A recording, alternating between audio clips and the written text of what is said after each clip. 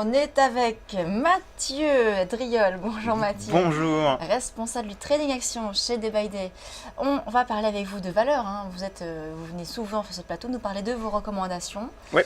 Alors, on va revenir sur ce que vous avez dit la semaine dernière avant de parler des nouvelles. On avait parlé la semaine dernière de Nokia. Nokia qui était une de vos recommandations la semaine dernière. Vous aviez notamment un objectif à 7,70. Tout à fait. C'est ça. Tout à fait. Mais Mathieu attendait un pullback sur les 6,60 euros. 60. On pouvait rentrer à l'achat à voilà, 6,60 euros. Et donc, est-ce qu'il y a eu justement ce pullback sur Nokia? Et aujourd'hui, c'est assez violent sur ouais. Nokia. Alors, en fait, il y a eu deux choses qui se sont passées qui sont assez intéressantes. Oui, c'est assez violent. Première chose, en fait, c'est le fait que Nokia n'ait pas réussi ici à déborder 7,20 € en clôture. On voit cette hésitation de marché. Et ce matin, gros gap baissier et puis décalage très très important. Alors, il t'a noté que Nokia a publié ses résultats. Oui. C'est ce qui a provoqué ce Voilà, décalage. ce retour. Et en fait, qu'est-ce qu'on constate? C'est que pour l'instant, graphiquement parlant, théoriquement, il faudrait acheter pas trop loin, plus ou moins maintenant en fait, en termes de niveau. Pourquoi? Parce qu'en fait, on revient ici sur 6,83 qui est l'ancienne résistance majeure. Si on se place dans le cadre d'un mouvement haussier général de moyen terme, vous voyez ici, eh bien, cette ancienne résistance majeure, il serait bien qu'elle devienne support et qu'on ait cette polarité qui est pour moi toujours un signe de tendance. Donc d'une certaine façon, on peut éventuellement assimiler ce mouvement à un pullback certes violent, j'en conviens, mais un pullback tout de même. Si on regarde où on en est au niveau des retracements, vous le voyez, on est sur le 50%. Donc ce serait un achat maintenant. On peut éventuellement essayer de gratter jusqu'à 6,78. Ouais. Voilà, on essaierait de gratter par ici, 6,78, quelques centimes. 5 centimes. Il y a beaucoup de vol, hein. Donc oui. S'il y a bien un moment où on peut essayer de gratter quelques centimes, c'est quand il y a de la volatilité. On peut placer un ordre en carnet donc oui. à 6,78. Voilà, et puis on stopperait sous 6,58. Donc ça nous ferait 20 centimes de stop. Puis la target, c'est toujours la même, c'est 7,70. Oui, ça pour l'instant, elle n'a pas changé. Alors, il y a d'autres valeurs également ce matin que vous suivez. CaixaBank. Ouais. Alors, on parle rarement des bancaires avec vous. C'est un secteur assez compliqué en ce moment. Alors, pour expliquer ce que CaixaBank, c'est une banque espagnole qui correspond à peu près à la caisse d'épargne en fait en France, quoi. Et l'avenir pour moi est un peu sombre sur CaixaBank. On a un titre, vous voyez à l'écran, qui avait une dynamique haussière, qui a fait une très longue phase de consolidation tout en haut. Et malheureusement, eh bien, on est en train de casser ici un support majeur à 4,01. C'est un support qui a été travaillé 7-8 fois ces 2 dernières années. Donc c'est vraiment un point ici extrêmement important pour moi.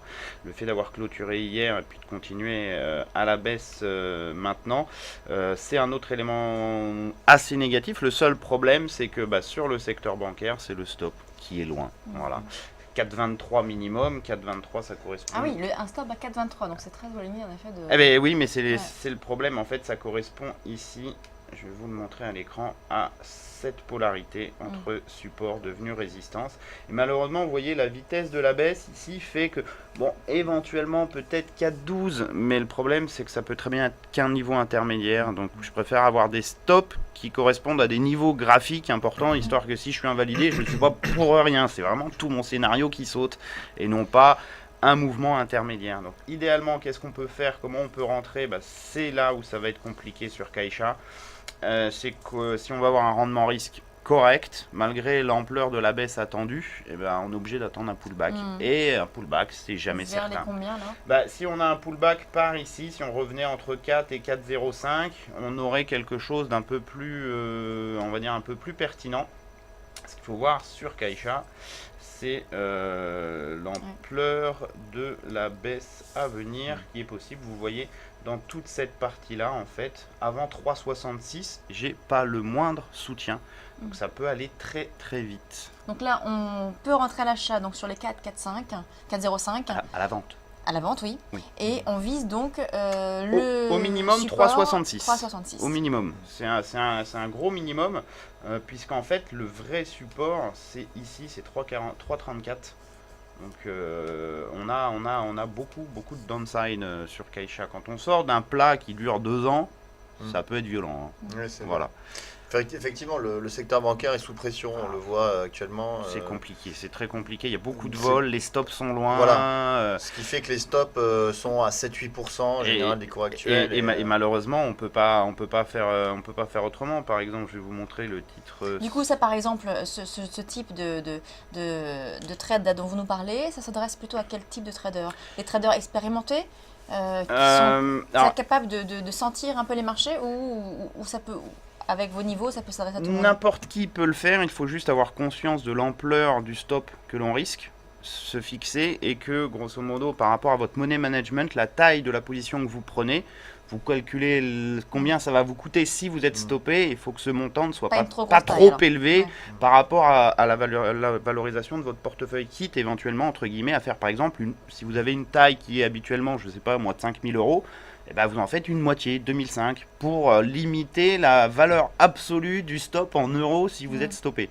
C'est le seul moyen, ou sinon après, faut pas avoir peur du risque, mais le reward est en conséquence. Hein.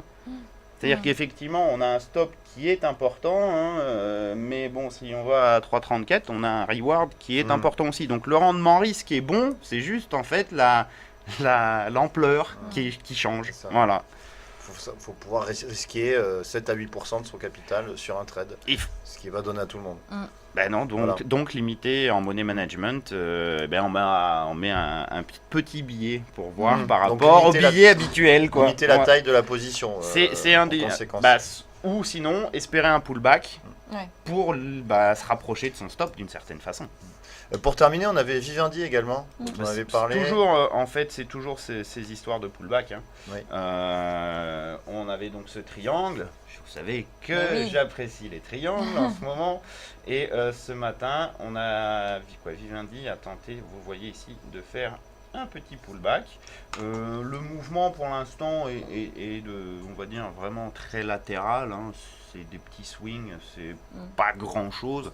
En tout cas, il n'y a rien pour l'instant qui remette en cause cette sortie de triangle. Vous voyez ce retour 20,90,05 au plus bas. J'avais dû dire 20,91 ou 20,93 comme point d'intervention de mémoire.